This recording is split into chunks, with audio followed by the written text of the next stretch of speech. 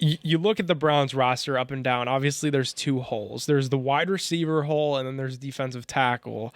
Do you think defensive tackle is your biggest position in need for this team right now? By far. Yeah. By far. Because, receivers, not to, down them or anything, but it's kind of plug and play. You know what I mean? And but if it came down to it, if you're going to get a defensive tackle that you need, or a wide receiver that you can possibly get later on, I would go with the defensive tackle.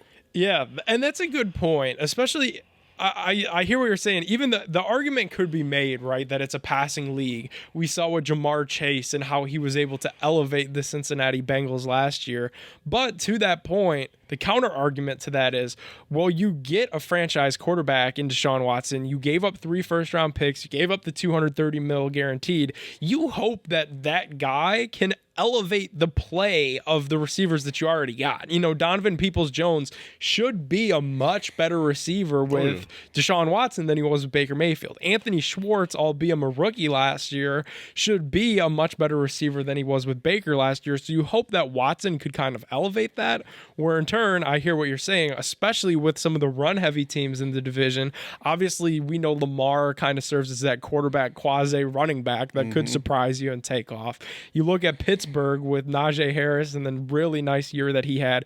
Kenny Pickett's a mobile dude as well. One of our most viral clips in the history of the show was you talking about that fake slide hezzy that he moved. So he could move around in the pocket. Burrow and that new O-line in Cincinnati with Joe Mixon out of the backfield. It's a blue-collar division. It always has been. It always will be. So, yeah, if you could get some real dudes up front, I think that would be good. And this year I'm going to try to make it out to camp and really watch some of these guys and, critique and see how they're doing. Let's hit it. Let's hit up camp this year. For sure. Yeah, it'll be fun. And I do think, speaking of camp, that when you look at the most competitive positions on that team and camp battles to watch, so to speak, it has to be that defensive line, because it is such a young group with guys like Pedone Winfrey, who I am really excited about. And like I said, he talks a big game, but Jordan Elliott is a young guy. He's 24. Tommy Togiai is a young guy from The Ohio State University. He's 22.